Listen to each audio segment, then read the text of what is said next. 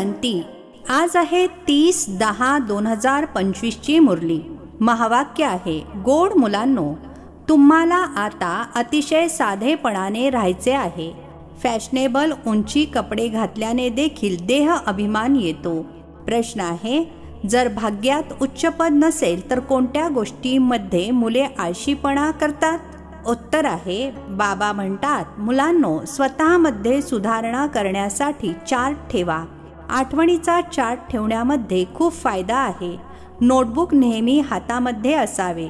Check कराल, किती वेळ बाबांची आठवण केली, माझे रजिस्टर कसे आहे, दैवी कॅरेक्टर अर्थात चरित्र आहे का, कर्म करताना बाबांची आठवण राहते का, आठवणीनेच कट अर्थात गंज उतरेल, श्रेष्ठ भाग्य बनेल. गीत आहे, भोलेनाथ से निराला और कोई नहीं. ओम शांती. गोड गोड मुलांच्या घरामध्ये हे लक्ष्मी नारायणाचे चित्र जरूर असायला हवे. यांना अर्थात लक्ष्मी नारायणाला पाहून खूप आनंद झाला पाहिजे, कारण हे आहे तुमच्या शिक्षणाचे एम ऑब्जेक्ट. तुम्ही जाणता आपण स्टुडंट आहोत आणि स्वयं ईश्वर शिकवत आहेत. ईश्वरीय स्टुडंट अथवा विद्यार्थी आहोत. आम्ही हे शिकत आहोत. सर्वांसाठी हे एकच ध्येय आहे. यांना पाहून खूप आनंद झाला पाहिजे. गाणे देखील मुलांनी ऐकले. खूप भोलानाथ आहेत. कोणी कोणी शंकराला भोलेनाथ समजतात, तर मग शिव आणि शंकराला एकत्र करतात. आता तुम्ही जाणता ते शिव उच्चते उच्च भगवान आहेत आणि शंकर देवता आहे.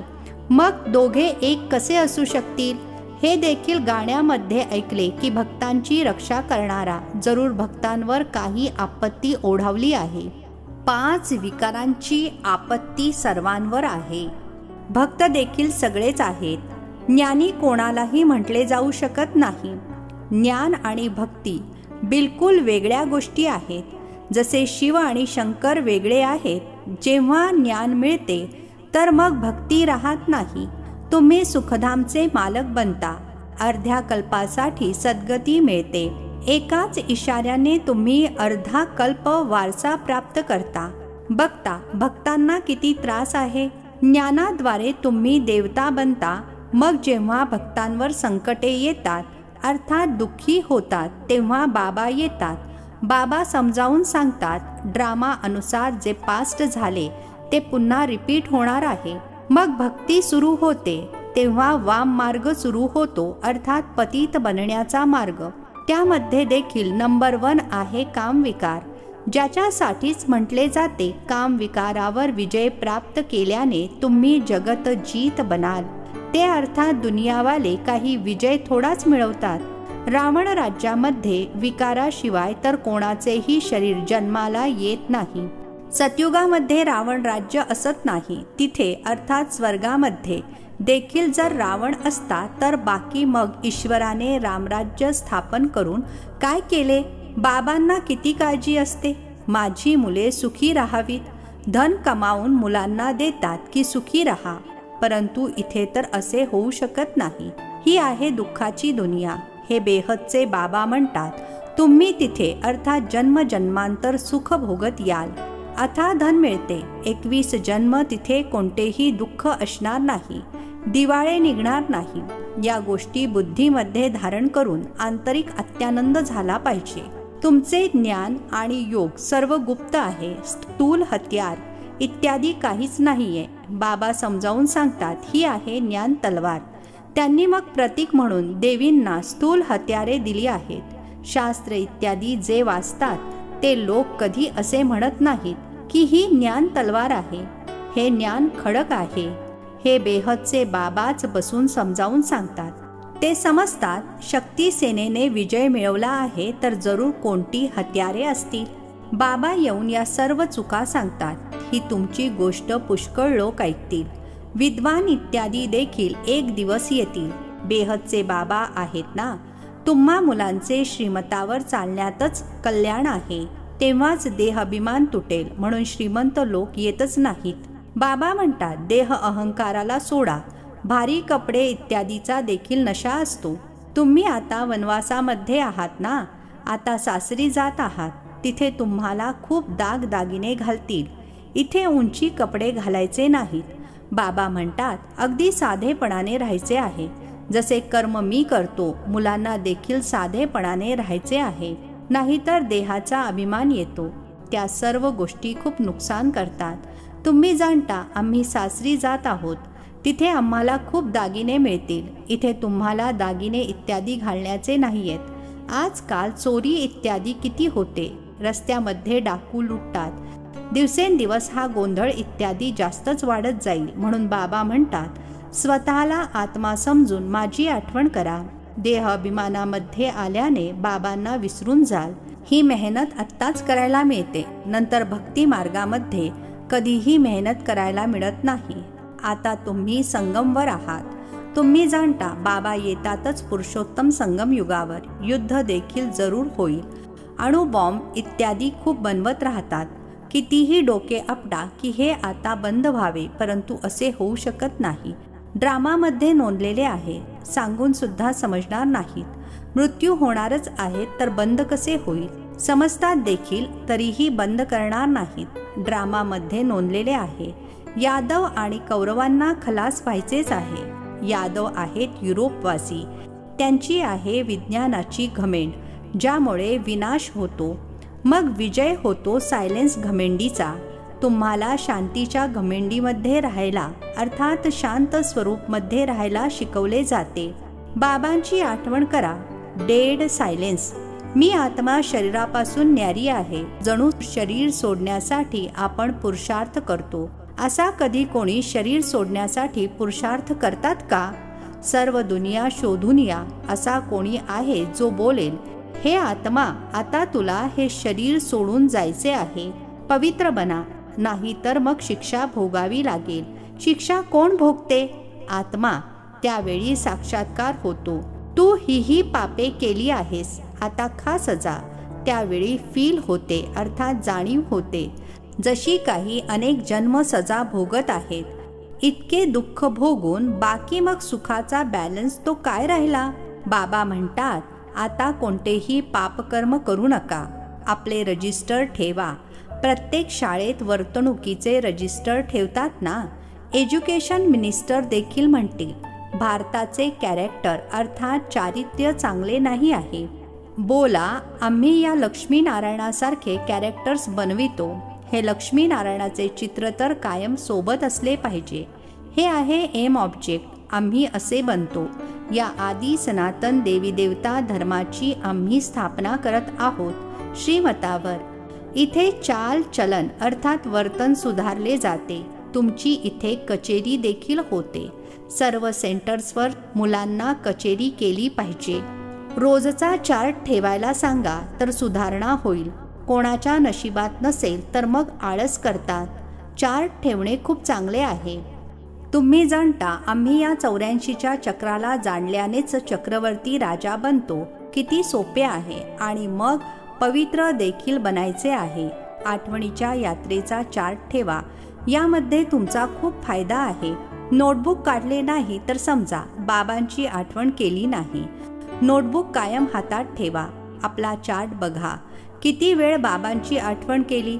आठवणीशिवाय गंज उतरू शकणार नाही. गंज निघण्यासाठी वस्तू घासलेटमध्ये ठेवतात ना. कर्म करताना देखील बाबांची आठवण करायची आहे तर पुरुषार्थाचे फळ मिळेल. मेहनत आहे ना. असाच थोडाच ताज डोक्यावर ठेवतील. बाबा इतके उच्चपद देतात. काहीतरी मेहनत तर करायची आहे. यामध्ये हात पाय इत्यादी काहीही चालवायचे नाही आहे. अभ्यास तर अगदी सोपा आहे. बुद्धीमध्ये आहे शिवबाबांकडून ब्रह्माद्वारे आम्ही हे बनत आहोत. कुठेही जाता तर बॅज लावलेला असावा. बोला वास्तविक कोट ऑफ आर्म्स अर्थात राजमुद्रा हे आहे. समजावून सांगण्यासाठी खूप रॉयल्टी अर्थात विनम्रता पाहिजे. अतिशय मधुरपणे सर्वांना समजावून सांगायचे आहे. कोट ऑफ आर्म्स अर्थात राजमुद्रा यावर देखील समजावून सांगायचे आहे. प्रीत बुद्धी आणि विपरीत बुद्धी कोणाला म्हटले जाते? तुम्ही पित्याला जाणता का? लौकिक पित्याला काही गॉड तर म्हणणार नाही. ते बेहदचे बाबाच पतित पावन सुखाचा सागर आहेत. त्यांच्याकडूनच भरभरून सुख मिळते. अज्ञान काळामध्ये असे समजावतात की आई वडील देतात, सासरी पाठवतात. आता तुमचे आहे बेहदचे सासर, ते आहे हदचे. ते आई वडील फार फार तर 5-7 लाख कोटी देतील. तुमचे तर बाबांनी नाव ठेवले आहे पद्मा पदमपती बनणारी मुले. तिथे तर पैशांचा प्रश्नच नसतो, सर्व काही मिळते. खूप सुंदर सुंदर महाल असतात. जन्मजन्मांतरासाठी तुम्हाला महाल मिळतात. सुदाम्याचे उदाहरण आहे ना. मूठभर तांदूळ दिल्याचे ऐकले आहे, तर इथे देखील घेऊन येतात. आता सुका भात थोडाच खाणार, तर त्यासोबत काही मसाले इत्यादी देखील घेऊन येतात. किती प्रेमाने घेऊन येतात. बाबा तर आम्हाला जन्मजन्मांतरासाठी देतात, म्हणून म्हटले जाते दाता. भक्ती मार्गामध्ये तुम्ही ईश्वर अर्थ अल्प काळासाठी देतात, तर दुसऱ्या जन्मामध्ये मिळते. कोणी गरिबांना देतात, कॉलेज बनवतात, तर दुसऱ्या जन्मामध्ये उच्च शिक्षणाचे दान मिळते. धर्मशाळा बनवतात तर घर मिळते, कारण धर्मशाळेमध्ये पुष्कळ लोक येतात तर आनंद मिळवतात. ही तर जन्मजन्मांतरीची गोष्ट आहे. तुम्ही जाणता शिवबाबांना जे देतात ते सर्व आमच्याच कामासाठी बाबा वापरतात. शिवबाबा काही स्वतःजवळ ठेवत नाहीत. यांना अर्थात ब्रह्मा बाबांना देखील म्हटले, सर्व काही देऊन टाक तर विश्वाचा मालक बनशील.